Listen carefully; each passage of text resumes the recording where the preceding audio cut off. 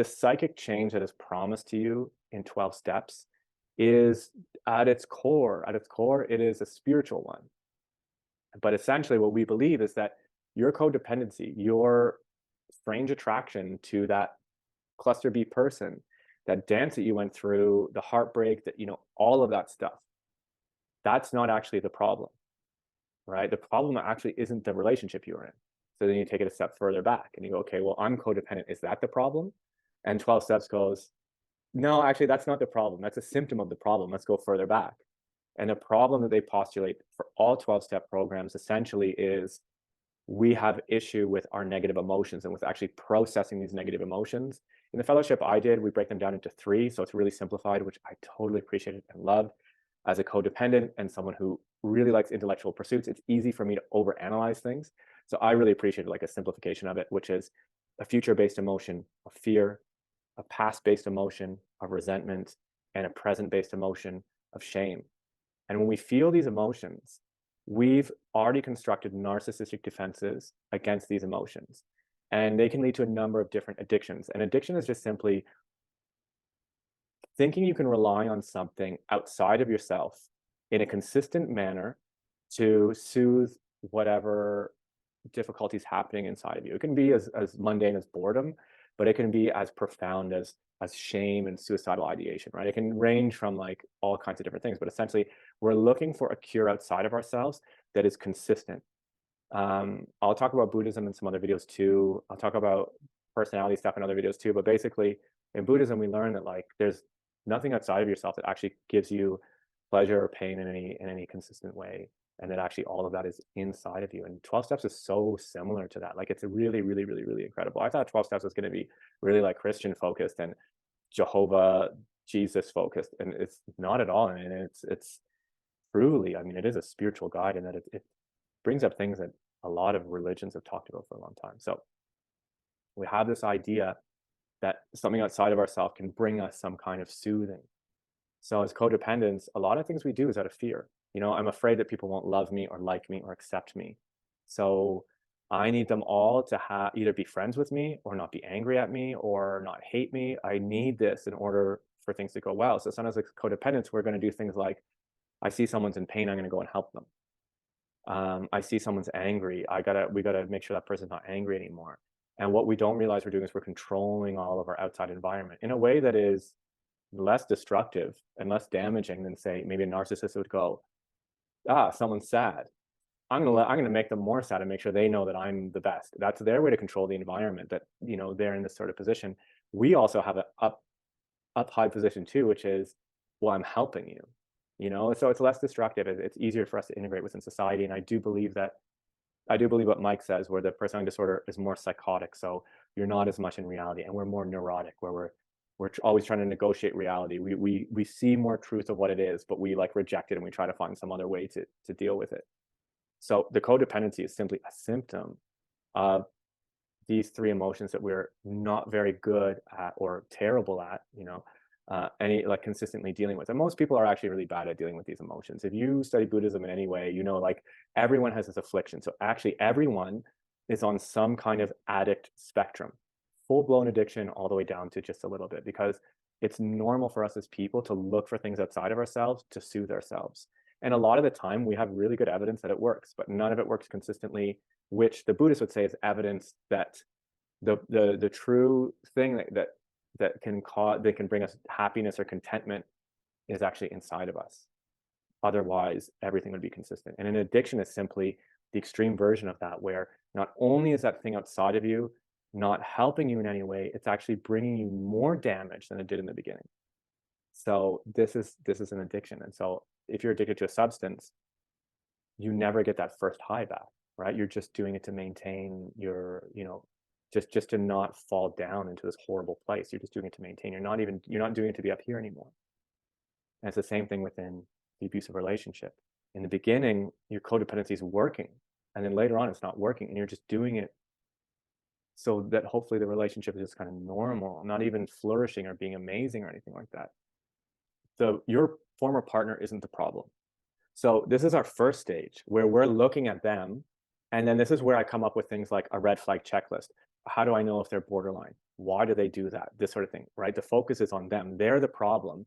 And if I can only fix them, or if they can only fix themselves, and everything would be right, and our relationship would be perfect, and all this story, that's what that is. And we end up trying, this is how we learn in 12 steps, we end up trying to control that person. We're trying to control their emotions. We think we're trying to help them and soothe their emotions, soothe their negative emotions so that they don't, that inner sociopath doesn't come out, or they don't break down, cry, and kill themselves. Like, we're not necessarily coming from, at least consciously, from a bad place, but we are trying to control that person's behavior. So that's not the problem in my life. That's why in 12 steps, you don't need to have the red flag checklist, because you're saying, no, no, no, that's not my problem, actually. All the suffering that that person is going through, actually, it's their problem. That's up to them. And you can pray and hope, and if they ask for help, you can say, yeah, you should get help. I can help you in these ways, or I can't help you at all. You know, it's too painful for me to be around you, but this is what I suggest if you want my opinion. Oh, fuck you, you're such a piece of, okay, great, I wish you all the best. This is how a recovered person would deal with that situation. So this is not the problem. Oh, maybe it's my codependency. Well, what do I need to fix my codependency? Well, I have to put up boundaries. I have to say no more. I have to stick up for myself. I got to stop helping people. We run into a problem as codependents, even thinking about going into a 12-step program, because, well, if I start helping people, aren't I going to be codependent again? This is broken in me. No. We learn within 12 steps how to give from a true, genuine place where, if the person takes my advice, doesn't take my advice, rejects my advice, rejects me, tries to shame me, like, whatever happens from that help, I don't need anything back. And if I start to have that resentment, like I need something back, I just work a step in the 12 steps to actually process that emotion and neutralize it, and, feel it, experience it, acknowledge it, but neutralize it and go, yeah, that's not up to me.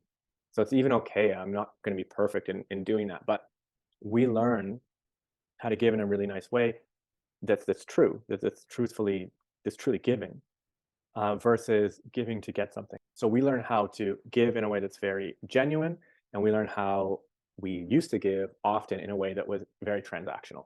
It's transactional, and I can prove to you that it's transactional in your relationship because you're full of resentment. And I know for me, I went back and forth of, that bitch, she did this, she did that, she's so evil, she's so awful, call my friend, tell them all the fucking crazy stories and stuff like that.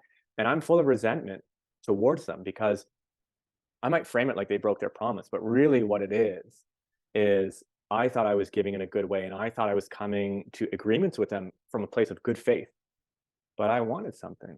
I was making a trade, and they weren't following on their part of the transaction or whatever it is. But I kept telling myself, I'm actually giving because I truly love them. And I'm giving from a real place of loving kindness. I'm giving from a real place of love.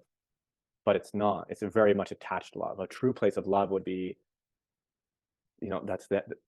They're not my problem. Their problems are their problems. And I can help to point them towards the door, but I'm not the door. I'm not the one that's going to do that for them. And so we learn how, and that even it's okay to give from a place that is transactional. We don't actually learn this in 12 steps. This is my own opinion, that sometimes you're going to give in a way that's transactional, maybe even culturally or politely. Yeah, like you might be at a new job or something, and you might be a little bit more giving, or you make a new friend, you might be a little bit more giving. But the 12 steps helps us that if we realize, okay, I'm giving in a way that's a bit more transactional, and I'm not getting back what I want, that resentment's coming up, the fear's coming up, that if I don't give, they won't like me anymore. If I don't tip this person enough, their life is ruined, or whatever it is, whatever that thing is, you can process that, and then you can change your behavior according to reality. So maybe I stop giving to a friend who's not reciprocating. So I stop giving in a way that I want the reciprocating to happen. And if I choose to give, I give in this way where I don't need it to be reciprocated. So I stop giving things that are going to cause me to resent that person. So that's the real learning you get in 12 steps. It's not, what is a boundary? How do I set this up? What is, I don't know, how I need to be mean, or I need to, like, this kind of thing that we come out as codependents, where we can almost go the opposite place. We can go from being like overly nice guy or nice girl to fuck everybody. I'm going to try to be selfish or whatever. We don't have to go there at all. We can, so again, the codependency actually isn't the problem. The codependency is just another layer. It's just another layer of symptom. So it's a symptom layer. So, like being in the borderline relationship is a symptom of codependency, and codependency is a symptom of unprocessed emotions not being able to process these painful emotions and actually do something, with them so that they're not running my life. When we're giving in a transactional way and we have all this resentment, well, resentment is running our life. And maybe I'm giving to them in a way because I have fear. I'm worried the relationship's going to be over.